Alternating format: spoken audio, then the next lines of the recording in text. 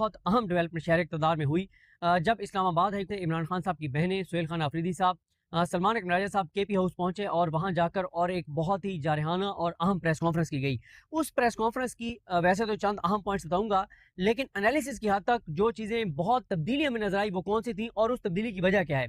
पहले मैं तब्दीली की आपको वजह बता देता हूँ कि कल जब इस्लामाबाद हाई कोर्ट में इमरान खान साहब के और बुशरा बीबी साहिबा के अलकादिर केस की समाअत हुई, तो उस समाअत के बाद इमरान खान साहब की तीनों बहनें सुहेल खान आफरीदी साहब, महमूद खान चकजई साहब, मीना खान आफरीदी साहब, कासिम जमान साहब, अखुनजादा हुसैन साहब, इनकी बहुत अहम मीटिंग हुई। तकरीबन 2.25 घंटे की अहम तरीन मीटिंग हुई। ये एक साइड पर बैठे रहे, तस्वीर आपने देखी होंगी, सोशल मीडिया पर आई हुई हैं।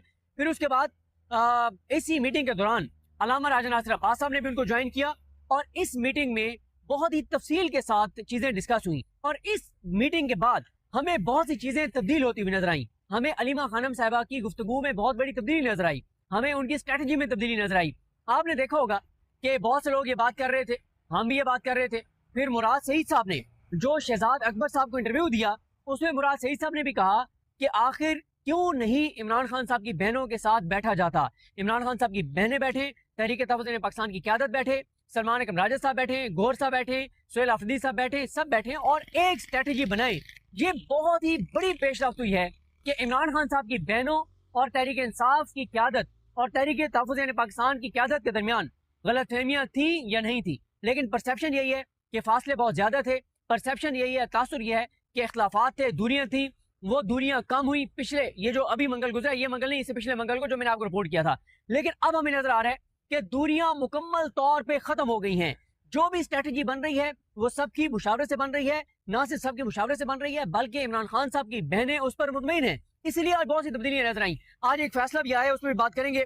फिर आज जब इमरान खान साहब की बहनें, तहरीक तहफ़्फ़ुज़ पाकिस्तान की क़यादत और सुहेल आफरीदी साहब मीटिंग कर रहे थे, तो उसी वक्त तहरीक इंसाफ के वकला इंसाफ हसन पंजोता साहब, अली जाज भुट्टर साहब और जो आज वकला आए हुए थे सुहेल सुल्तान साहब जो सवात से हैं, उनके हल्के से बहुत बड़ी तादाद में वकला आए हुए थे। मंडी बहुद्दीन से वकला आए हुए थे, कसाना साहब जो मेंबर हैं बार कौंसिल के, वो आए हुए थे और बहुत सारे नाम थे। तो ये तमाम वकला इस्लामाबाद हाई कोर्ट से निकले, इस्लामाबाद हाई कोर्ट से निकलकर ये सुप्रीम कोर्ट तक गए, सुप्रीम कोर्ट से वापस इस्लामाबाद हाई कोर्ट तक आए और एक अच्छी एक्टिविटी उन्होंने की। अच्छा, और मैं एक खबर कंफर्म नहीं कर सका, हालांकि मेरी सलमान अकबर राजा साहब से भी वहां पे मुलाकात हुई, अली जाज भुट्टर साहब वगैरह से भी मुलाकात हुई। अली जाज भुट्टर साहब का एक बयान चल रहा है, मैं कोशिश करूंगा कि आप उनके कल उन्हें कॉल करूंगा, उनसे पूछूंगा कि जो उन्होंने कहा है कि सलमान अकबर राजा साहब की मुलाकात हुई है जस्टिस जाहिया खान से और उन्होंने यकीन दहानी कराई है कि ईद के बाद इमरान खान साहब के जो पेंडिंग केसेस हैं वो सुप्रीम कोर्ट में लगाए जाएंगे। तो खैर जो आज की प्रेस कॉन्फ्रेंस थी उसके जरा जल्दी जल्दी अहम पॉइंट्स आपको बताता हूँ और उसमें मैं सबसे अहम चीजें क्या थी जो हमें बड़ी तब्दीली नजर आई और जो हुकूमत के लिए खतरनाक है। हुकूमत किस चीज के ऊपर आराम से बैठी हुई थी? पहला ये कि हुकूमत ने कहा कि तहरीक इंसाफ की क़यादत, तहरीक तहफ़्फ़ुज़ पाकिस्तान और इमरान खान साहब की बहनों में इख्लाफात हो गए हैं। वो हुकूमत का सारा वो जो एक इत्मीनान था वो खाक में मिल गया और वो कोई अब इख्लाफात नहीं है, दुनिया नहीं है, सब एक पेज पर आ गए। दूसरा, वो कह रहे थे कि तहरीक तहफ़्फ़ुज़ पाकिस्तान मज़ामत नहीं कर रही, तनकीद हम भी करते थे कि मज़ामत नहीं कर रहे, अवामी इशू पे बात नहीं कर रहे, वो भी उन्होंने मज़ामत भी शुरू कर दी है, टफ टाइम देना शुरू कर दिया है। फिर इसी तरह से पीटीआई का सोशल मीडिया और तहरीक इंसाफ की क़यादत में बहुत फासले हो गए थे, वो भी पिछले आपने 24 से 36 घंटों में देखेंगे वो फासले तकरीबन खत्म हो गए हैं। चंद अकाउंट्स अब गिने चुने रह गए हैं जो अभी भी ये कह रहे हैं कि नहीं ये ठीक नहीं है तो वो ठीक नहीं है, ऐसे ठीक नहीं है तो वैसे ठीक नहीं है। तो अब उन चंद गिने चुने अकाउंट्स के अलावा आपने देखा कि अब पूरा सोशल मीडिया जो है वो क़यादत और इमरान खान साहब की बहनों के साथ पहले ही साथ खड़े थे, लेकिन तहरीक इंसाफ की क़यादत के साथ भी वो खड़े हो गए हैं। अच्छा, एक तो जो प्रेस कॉन्फ्रेंस थी उसमें सुहेल आफरीदी साहब ने वीडियो दिखाई जिसमें उन्होंने बताया कि बुलेट गन में डाल रहा है एक पुलिस एहलकार। फिर उन्होंने वो वीडियोस भी दिखाई जहां पे बुलेट लगे हैं तहरीक इंसाफ के वर्कर्स को। एक वर्कर इफ्तिखार, शायद उनका नाम था इफ्तिखार शाह, जिनको वहां पर बिठाया गया था और उनको उनके जिस्म में अभी भी बुलेट मौजूद था। फिर सुहेल आफरीदी साहब ने यह भी दिखाया कि रास्ता पुलिस ने बंद किया हुआ था, वो तो रास्ता खुलवा रहे थे। जो लाखों पाकिस्तानियों को जलील किया गया, ख्वार किया गया, वो हुकूमत और हुकूमती इदारों की वजह से हुए, तहरीक इंसाफ ने रोड बंद नहीं किया था।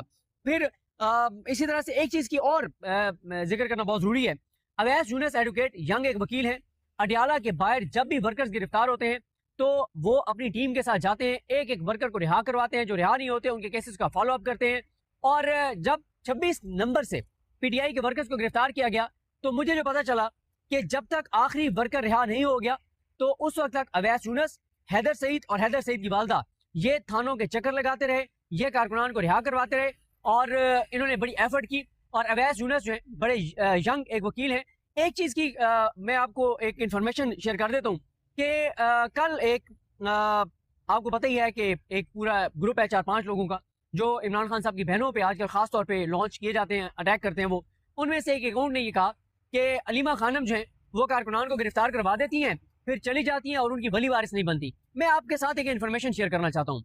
जब इमरान खान साहब की बहन अलीमा खानम साहब ने कहा था कि 10,000 अहदेदार पहुंचे अडयाला के बाहर और उस 50-55 पीटीआई के वर्कर्स रहनुमा जिसमें यासिर गिलानी साहब भी थे, ये सब गिरफ्तार हो गए थे अडयाला के बाहर से। तो उस वक्त अलीमा खानम साहबा जो हैं वो जब उनको अदालतों में पेश किया जाना था तो अलीमा खानम साहबा ने पहले तो ये इनको अवैस यूनुस को और इन सब जो उनके साथ टीम है और बहुत सारे वकले जो अडयाला के बाहर एक पूरी टीम है जो जातीय वर्कर्स के पीछे, सबके नाम मैं नहीं ले पा रहा लेकिन कोऑर्डिनेट अवैस यूनुस सब कर रहे होते। तो अलीमा खानम साहबा ने एक तो उनके जिम्मे लगाया कि एक एक केस को आपने फॉलो कर रहे हैं। फिर अलीमा खानम साहबा खुद अदालतों में जाना चाहती थी। जिस जिस अदालत में वर्कर्स को पेश किया जाना था वहां वहां पे अलीमा खानम साहबा जाना चाहती थी, लेकिन अलीमा खानम साहबा को ये कहा गया कि अगर आप वहां पर जाएंगी केसेस को मजीद हाइप मिलेगी। और इस वक्त हमारा जो सिस्टम है वो जिद और अना और गुस्से पे ज्यादा चलता है, तो आपके वहां जाने से ये गुस्से में आ जाएंगे, इनकी जिद और अना को ठेस पहुंचेगी और ये जिद और अना में आ गए तो इन बेचारे वर्कर्स को एक के बाद एक केस में, फिर तीसरे केस में, चौथे में डाल देंगे, इनको जलील करेंगे, इनको निशाने इबरत बनाएंगे कि बड़े तुम हीरो हो कि तुम्हारे लिए अलीमा खानम आ रही है। तो हम बताते हैं तुम्हें, पहले आपने देखा कि वो जो एक स्कूल है जो फायजा मुराद साहिबा जो ब्रिगेडियर ट्रैक जावेद अकरम साहब उनकी फैमिली वो चलाती है और वहाँ पे नूरी न्याजी साहब गई और उस स्कूल को जो फ्लाई इदारा था उसको बंद कर दिया गया। और ये भी मैं कहता हूँ देखें यूसुफ वाई हो लाहौर में, इधर अवैस यूनुस हो और बहुत सारे ऐसे गुमनाम वो मलिक परवेज इकबाल उमवी हो, ऐसे दर्जनों बीसियों सैकड़ों गुमनाम पीटीआई के अंदर हीरोज हैं जिनकी इतनी ज्यादा ब्रांडिंग नहीं है। और अगर मिलिट्री कोर्ट्स के उनकी जो सिविलियन मिलिट्री कोर्ट्स के सिविलियन जो कन्विक्टेड हैं उनकी अगर कोई एक वकील सबसे ज्यादा आवाज उठाती हैं तो उनका नाम है फायजा मुराद। आप उनकी ट्विटर टाइमलाइन पे उठा के देख लें, कोई दिन ऐसा नहीं है जब वो किसी एक मिलिट्री कोर्ट के कन्विक्टेड सिविलियन की कहानी ना लिखें और वो हर एक का दुख लिखती हैं, उसका दर्द बयान करती हैं, उसके लिए आवाज उठाती हैं। और अगर तहरीक इंसाफ के 500 लोग भी फायजा मुराद के साथ खड़े हो जाते तो ये एक बहुत बड़ी मूवमेंट बन सकती थी, लेकिन बहरहाल इस हवाले से तहरीक इंसाफ इन चीजों को बहुत इग्नोर इस मामले में करती है।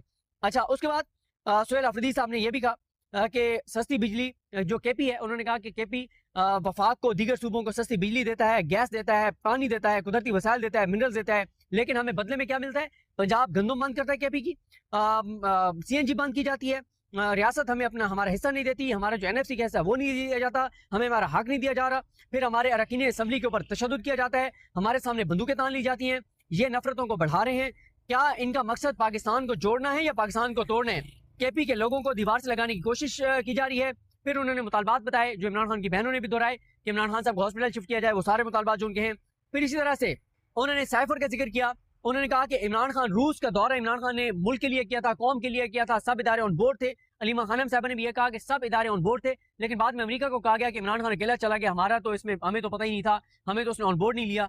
और इमरान खान उन्होंने कहा कि सुहेल अफरीदी साहब ने भी और अलीमा खानम साहब ने भी कि वो मुल्क की खातिर गए थे, कौम की खातिर गए थे, सस्ते पेट्रोल डीजल के लिए गए थे, सस्ती गंदम के लिए गए थे, मुल्क की खातिर गए थे। फिर एब्सोल्युटली नॉट की बात हुई और फिर सुहेल अफरीदी ने कहा कि अमेरिका की गुलामी की खातिर एक साइफर के सामने सबने सरेंडर कर दिया। मुल्क की मुईशत की सूरत हाल पर सुहेल अफरीदी ने बात की कि कहाँ से कहाँ पहुँचा दी गई है। हर शोबे के साथ किसानों, ताजरों, इंडस्ट्रियलिस्ट, रियल एस्टेट, कंस्ट्रक्शन, उन्होंने कहा कोई भी शोबा देख लें तो क्या हो रहा है इस वक्त, सब शोबाजात तबाही और बर्बादी का शिकार है। फॉरेन पॉलिसी पे उन्होंने तनकीद की, महंगाई पे बात की, पेट्रोल डीजल कीमतों पे बात की, बैरूनी कर्जा उन्होंने बताया कि 97,000 अरब बैरूनी कर्जा हो चुका है। उन्होंने कहा कि 74 साल में जितना कर्जा लिया गया था उतना ही कर्जा पिछले 4 सालों में लिया गया है। ये उन्होंने कहा कि रजीम चेंज ने पाकिस्तान को दिया है। फिर इसी तरह से सुहेल अफरीदी ने कहा कि आने वाले मंगल को हम मजीद जारहाना अंदाज में आएंगे, ज्यादा तादाद में आएंगे, सख्त रवैये के साथ आएंगे। जिस पे फिर अलीमा खानम साहब ने कहा कि अगले मंगल को नहीं, क्योंकि अगले मंगल को गस्टेड छुट्टी है, तो हम उससे नेक्स्ट 2 जून का जो मंगल है उस पर अलीमा खानम साहब ने सुहेल अफरीदी को कहा कि उस पर आपने आने। और सुहेल अफरीदी ने अपने अरकान असम्बली को हुक्म दिया है कि अभी से तैयारियां करें और 2 जून के मंगल को भरपूर तादाद में सुहेल अफरीदी अपने अरकान असम्बली और कारकुनान के साथ